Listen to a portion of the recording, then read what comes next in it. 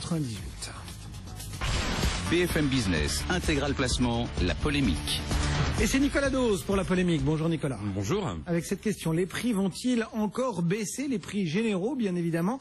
Oui, c'est en tout cas ce qu'annonce le baromètre du pouvoir d'achat réalisé par LH2 pour le cabinet de conseil en vente de détail CA.com et BFM Business. Voilà, c'est un sondage semestriel avec CA.com et BFM Business, donc réalisé par LH2. Ça a l'air anodin cette question. On se dit bon, c'est pas très important. Est-ce que vous achetez maintenant ou plus tard?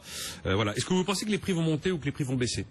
Et puis en fonction de la réponse à cette question, est-ce que vous pensez que vous réalisez maintenant vos achats ou que vous repoussez vos achats dans le temps? Alors, on parle des achats lourds, des achats un peu importants, pas des achats alimentaires de la vie quotidienne. Même si d'ailleurs, quand on regarde ce sondage consacré plus largement à la question du pouvoir d'achat, on voit que les achats alimentaires de la vie quotidienne sont pour certains un véritable cauchemar.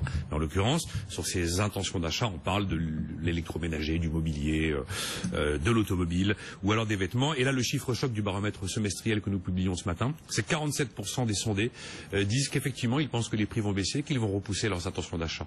Et vous montez à 85% si vous ajoutez ceux pour qui rien ne presse, parce qu'eux considèrent que les prix vont rester stables. Voilà. Donc vous avez 47% aujourd'hui des sondés qui repoussent. Et en quoi ce chiffre est-il significatif? Eh ben c'est la clé, parce que ça veut dire que le consommateur se met en mode pause.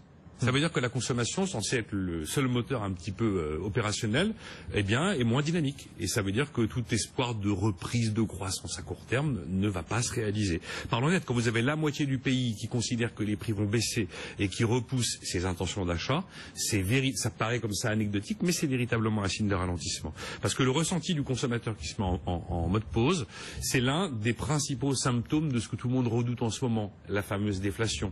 Vous savez, la déflation... Mais justement, c'est un mode pause ou c'est une déflation? Alors, pour l'instant, on est en mode pause par rapport à ce phénomène. C'est-à-dire que vous avez le problème de cette déflation, c'est que vous avez tout qui pique vers le bas petit à petit, en douceur. L'investissement, le crédit, et donc la consommation, avec soit un consommateur qui a peur, soit un consommateur qui décide justement de différer ses décisions d'achat.